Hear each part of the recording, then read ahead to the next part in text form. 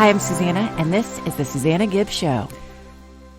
Hi, I'm Susanna Gibb. I am the owner of Gibb Insurance Services and your host for this podcast. We started this podcast because we wanted to focus on the people in our community. An insurance agency is really rooted in its community, and nobody really wants to hear about insurance for a whole 30 minutes. But the clients that we work with have some interesting stories, like the one that we have today. Today is Chris and Nicole of Southside Steaks and Cakes. Sometimes I feel like I should rename this podcast How COVID Changed Things. And there's so many positive stories of things that actually came out of COVID. And theirs is one of them. COVID opened a door for them and changed their business. I really enjoyed talking to them. I can't wait to go and eat their food and sit at their table and see all the things that they are doing to give back to their community. So I hope you enjoy. Oh, and stick around to the end because we'll have our insurance tip, trick, or story of the week. Thanks.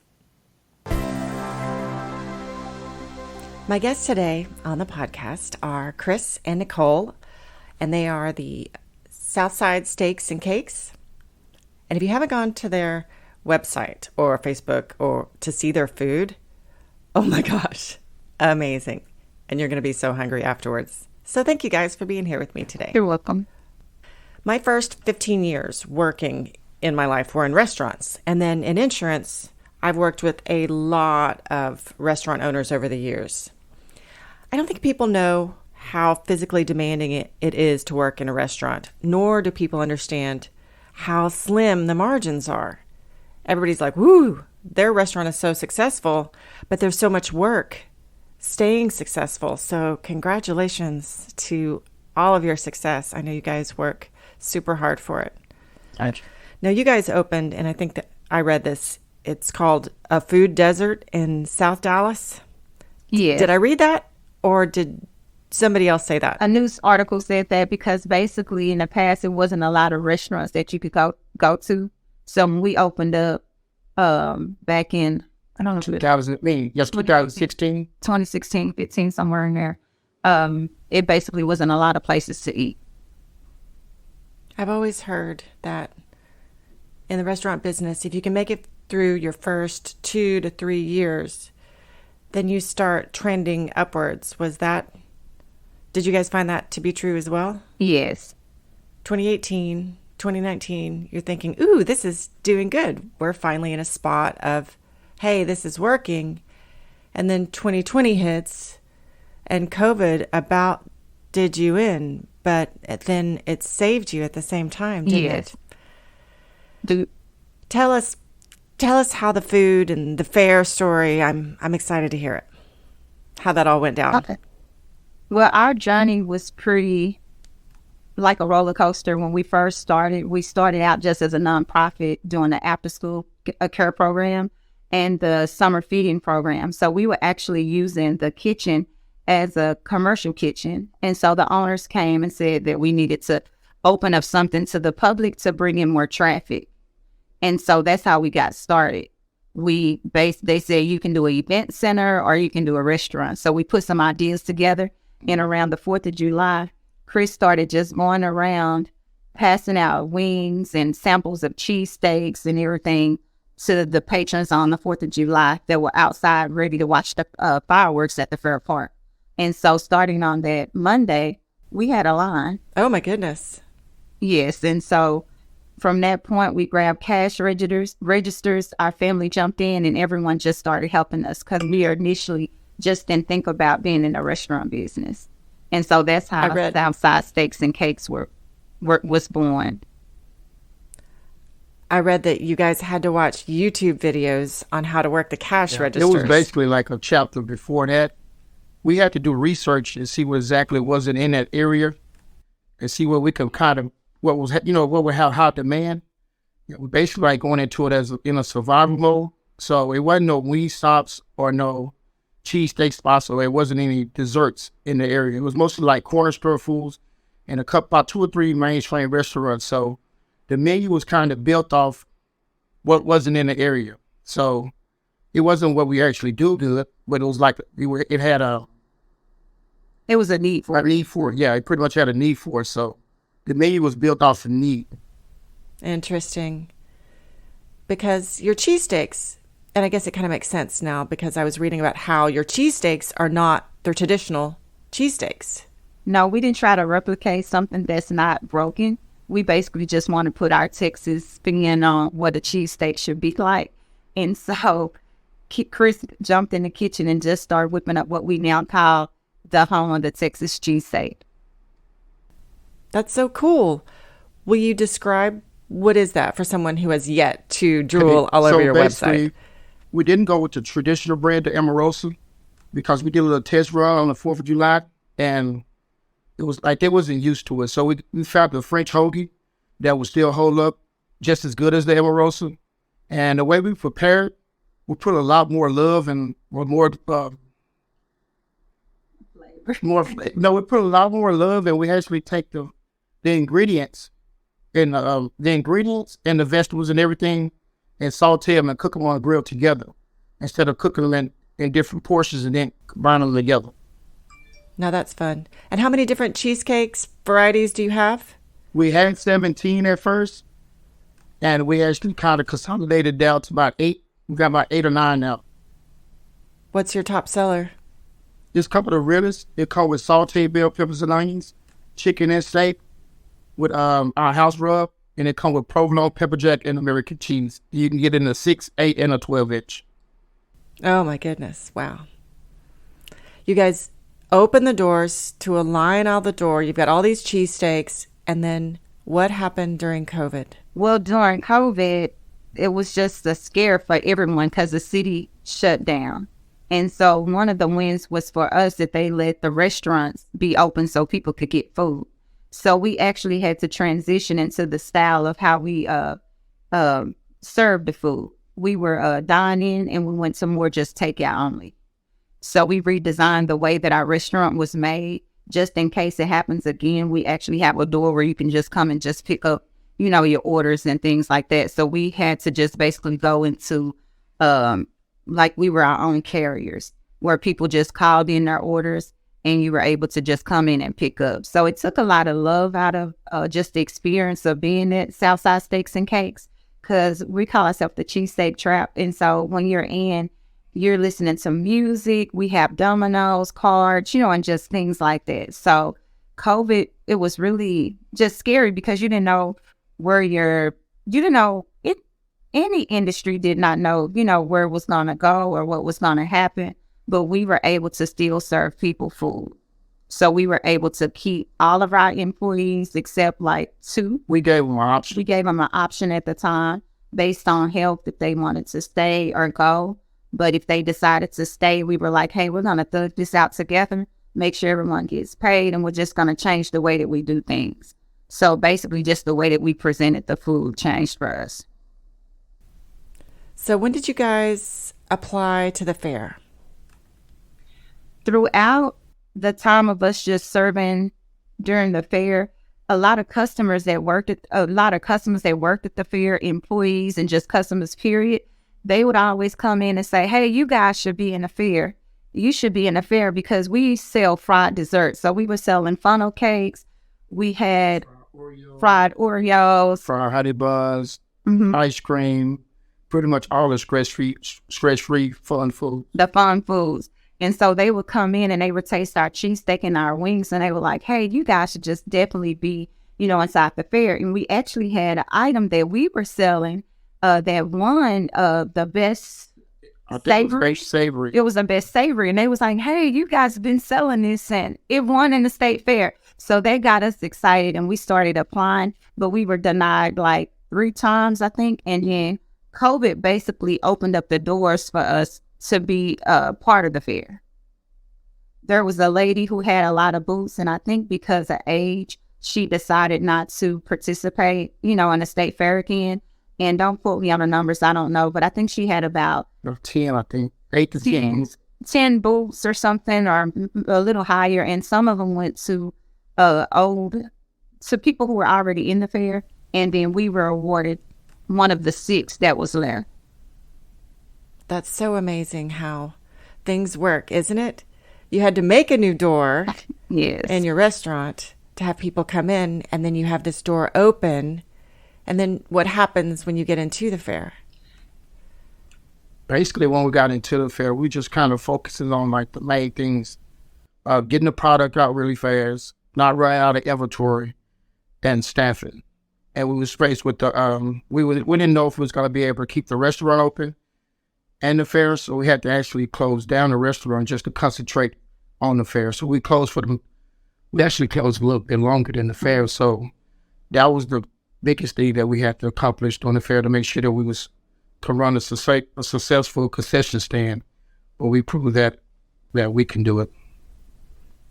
Did you make as much money at the concession stand at the fair as you do in a day at the restaurant? Well, the fair, you have way more traffic, so you're going to make 5 to 6 times way more. I think they say, I don't know the exact numbers, but the fair generates a lot of income.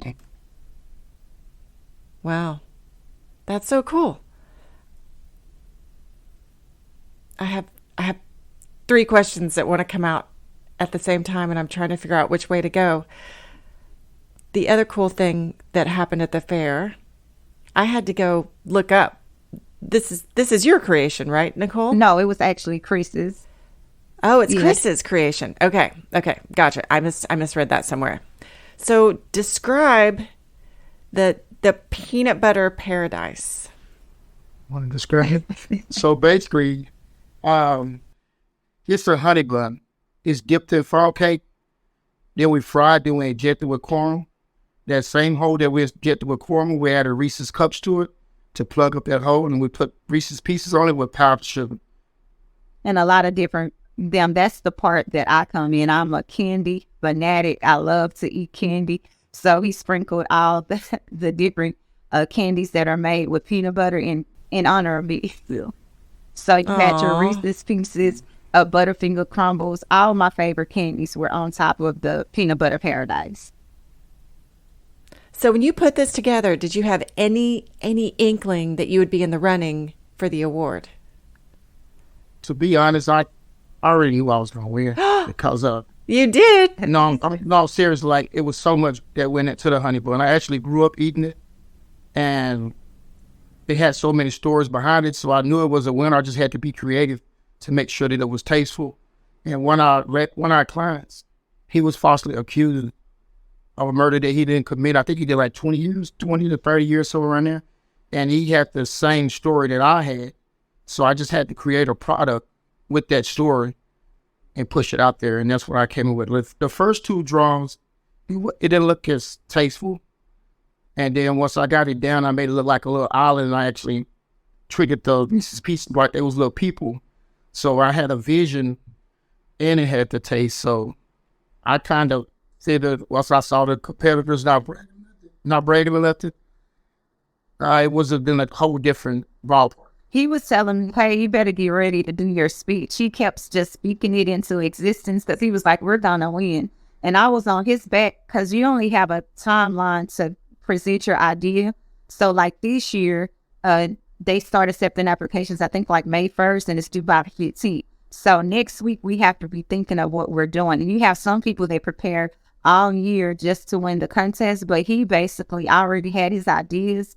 And we actually made it to the savory, but just to the semifinals. But we decided not to carry that item. So when we got the call they was like, are you guys okay? Because it's like a secret. So we couldn't let staff know or anything.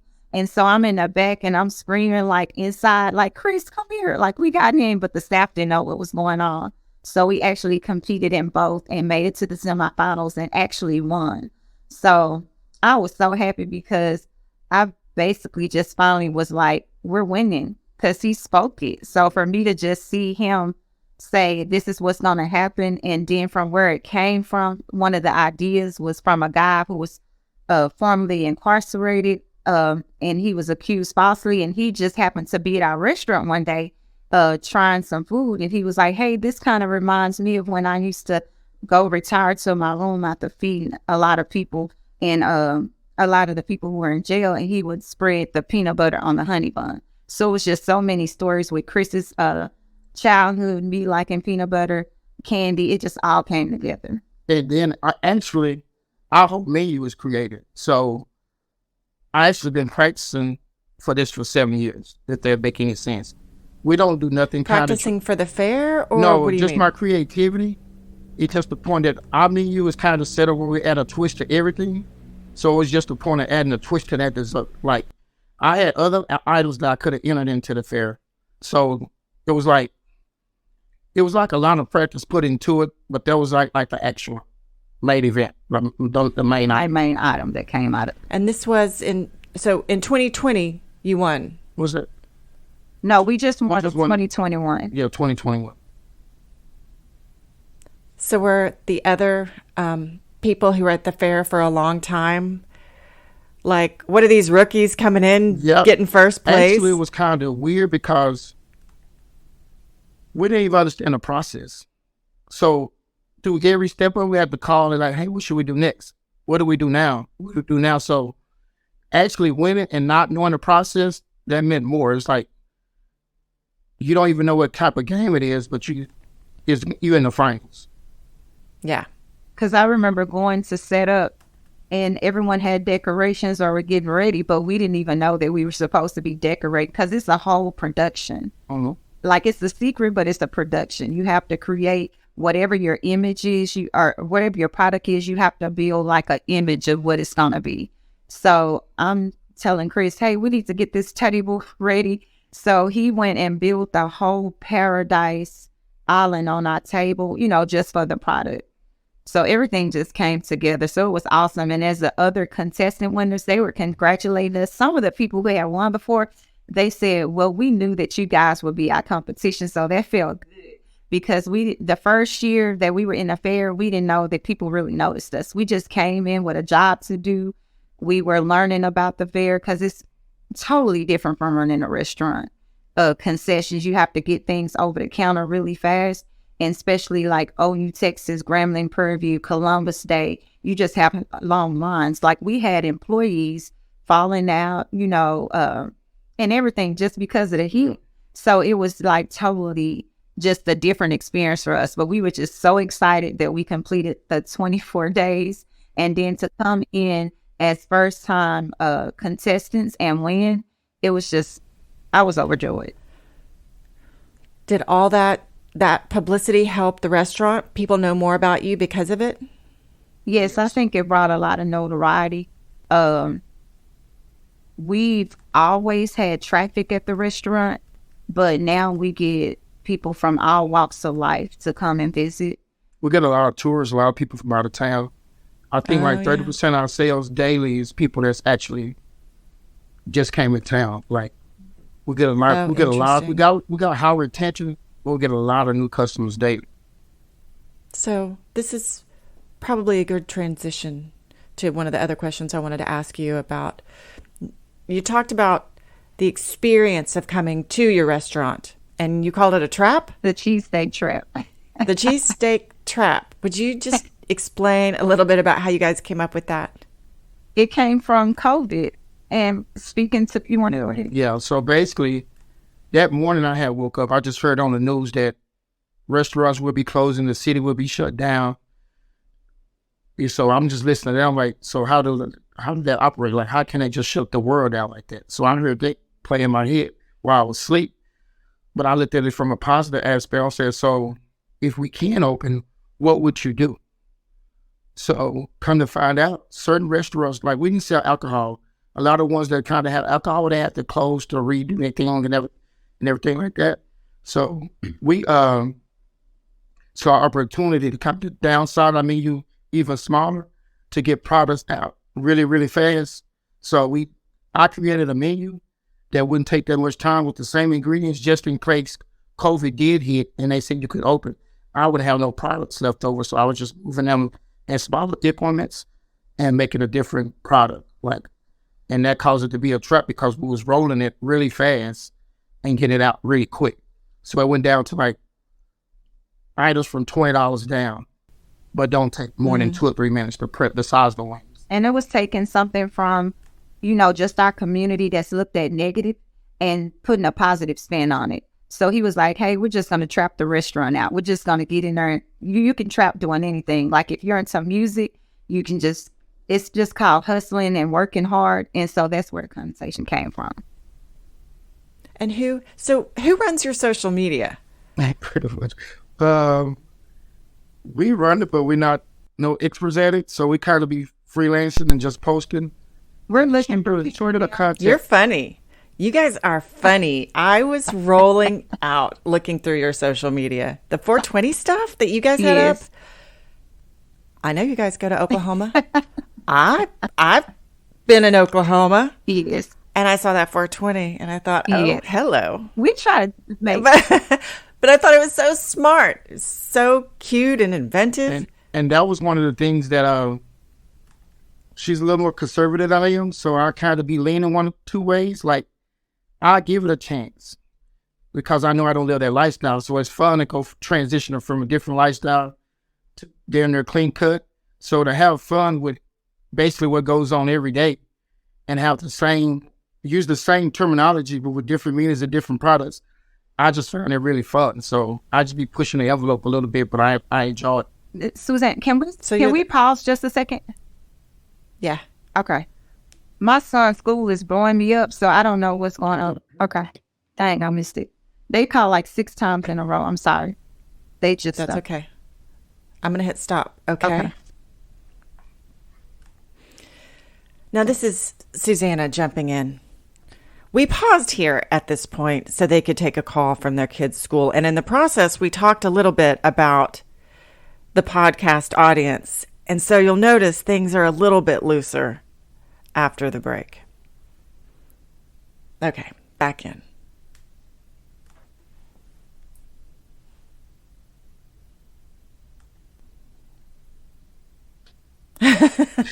I mean, this is podcasts. It's not radio.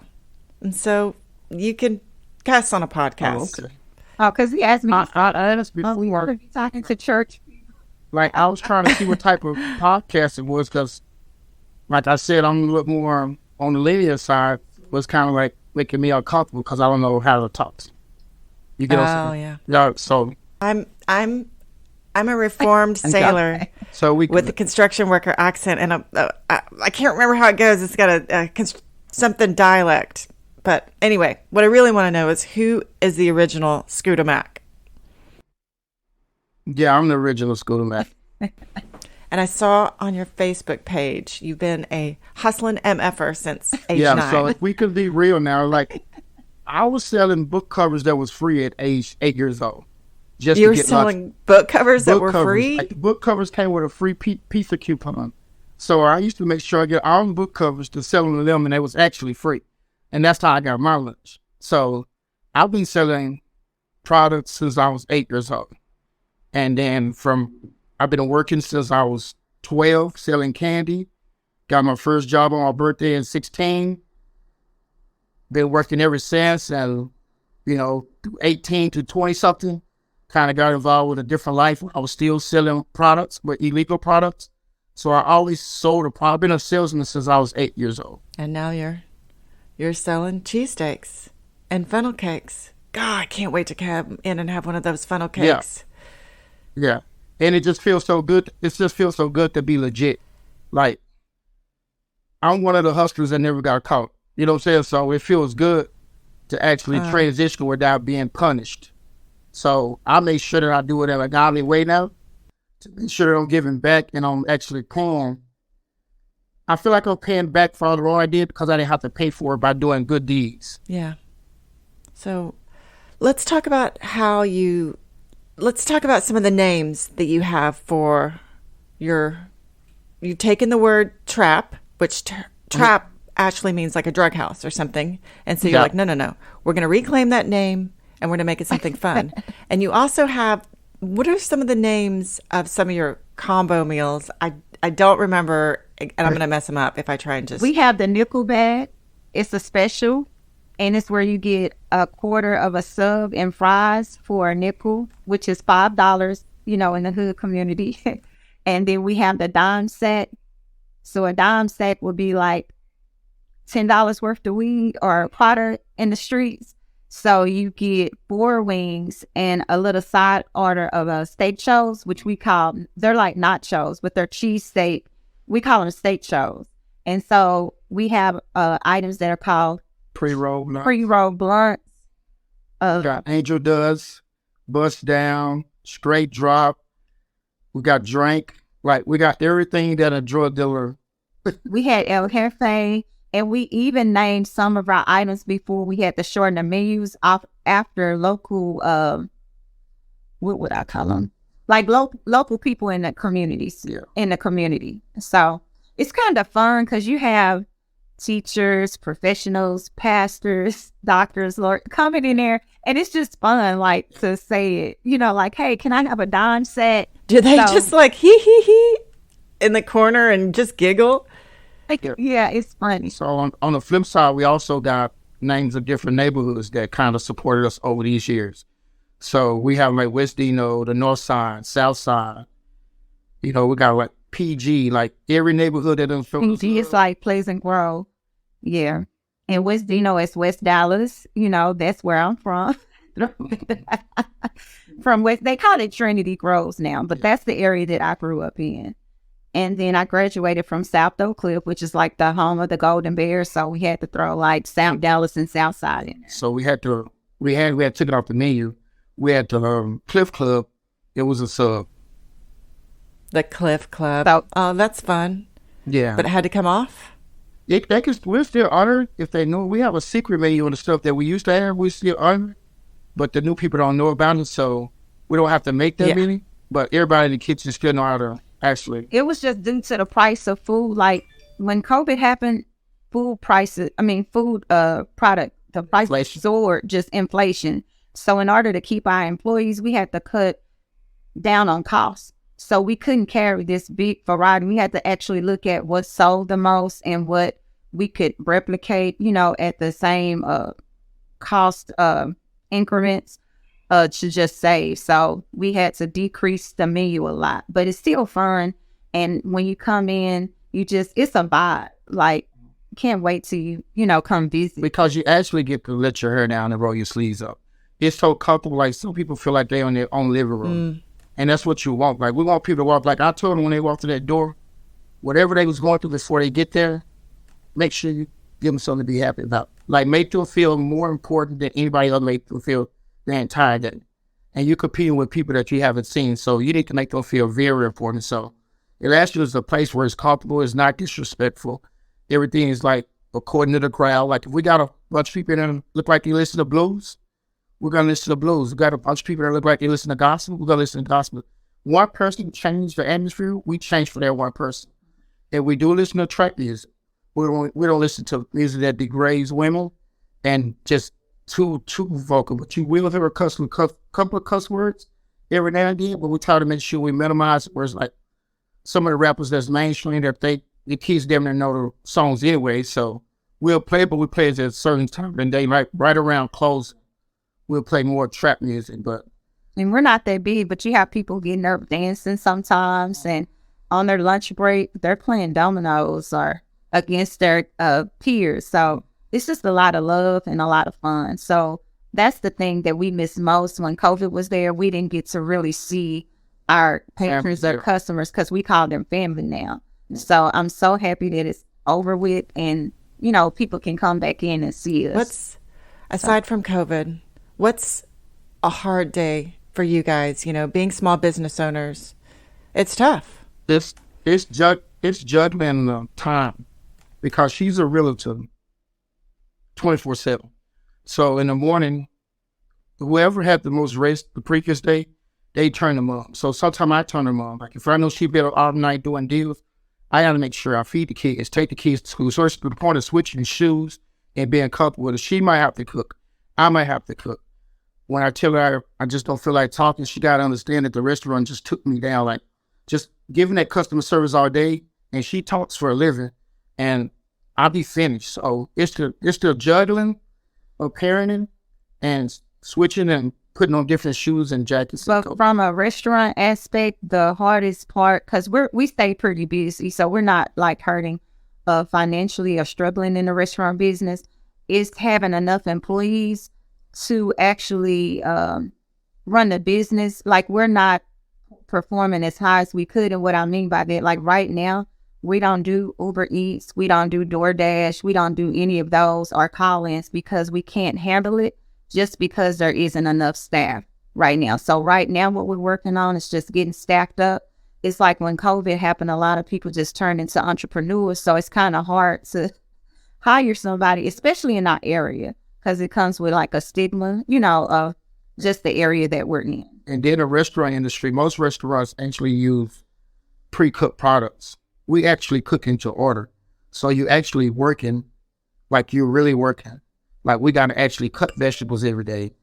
You got to make sandwich for sandwich. You know what I'm saying? The preparations go real deep. And a lot of people's not used to really working their field school. We cut for everything. Yeah. Make our ranch, some of our seasonings we make, some of our, so it's like a lot of stuff is just handmade. So it's fresh off the grill. So most of the time the complaints is because of the weight, but it's like, you want fresh food or do you want fast food? It's not on the line. So we get a lot of great reviews just on the taste, and it's because it's made to order. When it's like a bad review, it's probably because we messed up, or like the way that we think what they were saying, or something like that when they were ordering. Like, they get real detailed with the sandwich. They might say, I want 4 jalapenos. You might have put 5 on there. I'm like, 6. So it's like the consistency that go to a sandwich is, ours is not traditional. So it's kind of hard to be perfect, but we work on perfection. So we kind of walking all the way down the line where someone checks it before it go out. So what do you, if I were to interview you next year at this time, what do you hope that you have? Do you have any goals, or I want to have this done by next year, 5 years, or where do you see Southside? We'll say next year.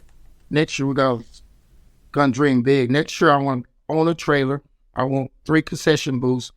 I want to be in the concession world. I want to be able to travel, go to different cities, different fairs, and pull up with my trailer and do that. I still want to keep my first baby, and I want to be able to at least hand that down. And when I say hand it down, I want someone else to run it and basically operate as the owner. But I want to build this mega Southside in the city from the ground up, where I can pretty much, I've been doing retail for like 15 years. I want to be able to sell some merchandise, food, basically like a Cracker Barrel, with a trap Cracker Barrel. Yeah, so I want to sell the food, clothes. I just want to be able to have all there in like a big, beautiful house. I love it. And to hire, because right now in our restaurant, we started as a nonprofit, opportunities knocking at the door. So the staff that we hire, they're trying to get a second chance. Like, some of them, they've had like a hard road, and so we give them a chance, and we're teaching them like entrepreneurs skills and just how to go to the next level. A lot of people that have worked for us, they now have their own businesses. Some of them are going to school, to be an entrepreneur. So they basically just made a better life. Some of them didn't have homes. Now they have apartments or a car. So we kind of feed into our staff and just show them different things. Oh, that's so cool. That's so cool. So what? Take them off the streets, give them something productive. So you want to make sure you're housing more people in the next 4 or 5 years? No, it's before 5 years ago, right? With more houses, because it all ties together. Like, she's housing her feet. If we could tie together and build people up, that's the perfect picture. Like, able to give them a home, give them a career, and they should be this super person. So he said that because I'm working on a goal to where I would like to actually build a home or give an investment property to my staff. Because a lot of times when I interview people and I'm like, what's your 5-year goal? A lot of them is like, I just want to have my own place. And I'm like, wow, they just want to have their own place. So this is much bigger. I think God put us in a place to where we can grow and just continue to help people. But at the same time, they can relate, because it's like they come in an environment and it's the lingo. I don't know. It's just like a perfect word. It's because of culture. We was able to stay true to ourselves. That's Wait, where I say that again. We was able to stay true to who we was culturally. True. Oh, okay, yeah. Got it. So that's the best feeling ever, to actually not have to change who you are to be successful. That's the biggest enjoyment I have of it right now. Just knowing that I can still be Schooler Mac, and I have to be Christopher, if I don't want to be, and I could be schooling back in the business still grow. Like right now, the world, where the city know who I am and they respect me for who I am. I wear spring t-shirts that say 90 stuff all the time. I'm just that type of dude, but I'm very respectful and I care about my clientele. Like I truly like, she's a review reader. I don't read reviews. I mean, she's shooting to me all day because I know I'm giving it my all. When you're giving it your all, you don't need that one person to break your spirit for that day. So I'll wait till the end of the day and let her call me and say, well, this lady said her burger was cold. Well, then she's on the phone for 20 minutes before she locked out with her order. So I know that I'm giving it 150 and I know I'm putting everything in it. So I know what I'm doing. I'm doing it for my people. And I'm actually showing that average dude that's from the streets that didn't have nothing. You don't have to be the smartest one in the world, or you don't have to be set up. You can build something from nothing, right? The restaurant was built from nothing with no training, no background in the restaurant industry, no staff. You know, we had people come in here and they're like, God never left us where we broke down. He always added somewhere in there when we thought we was not going to have someone. Like, we be at points like, I'm out of town now, right now, I don't think we'll be able to go with you. I'm like, yeah, I am, because I have faith. Then you got to put stuff in place. When we got back, when we get back, we got so many interviews. So I just feel when you're really serving your people, you're going to get what you want. And get what you need. You get what you need. What you need. You got to get what you need. Yeah. So I'm just so happy I still get to be who I am and be successful in the business. Well, you guys, I'm so happy for all of your success. I love going through all of your Facebook stuff and reading all of the stuff that you guys have written and what you're trying to do, and the food looks amazing. I can't wait. I honestly didn't know that there was a place where I could get funnel cakes outside of the fair. They're my favorite. So yes. I'll be coming to see you soon and hug your necks like the family that you already feel like you are. What do you want to talk about that I didn't talk about with you? Is there anything that you want to bring up that you want people to know that, man, I wish you would have asked me this? We need help with social media, Mitch. So I'm basically like creating the stuff, but if there's anyone listening that's your field and we could still be us and you can capture it on camera and help us just go to the next level with marketing. Anyone that can give us ideas on retention of employees, or normally when our staff works for us, we get them, but it's just getting enough decent, employees to work. That's the only thing that I have so far. I have 2 suggestions I think you for pretty you. much covered. I just met a woman the other day, and so I'll pass her along to you. And then I have a business coach that I've worked with that I really, that I don't know. I can't really tell where you guys are in your journey, but you can talk with him and see if maybe he might bring some value. So, and then how can people find you? Where are you guys?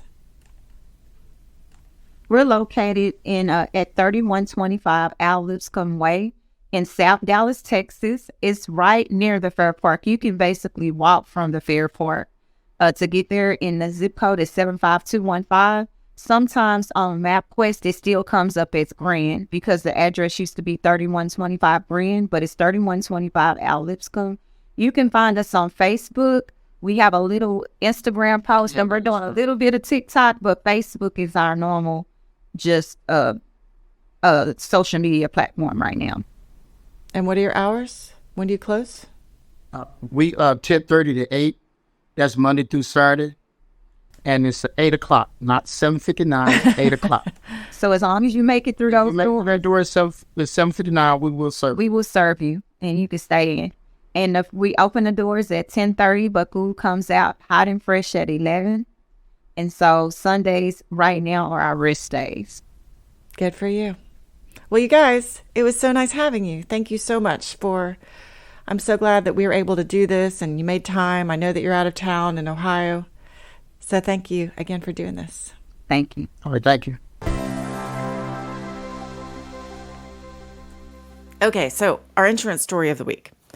This was actually not our client, I will say that, but because we've been talking about jewelry coverage, I thought maybe we should tell this story.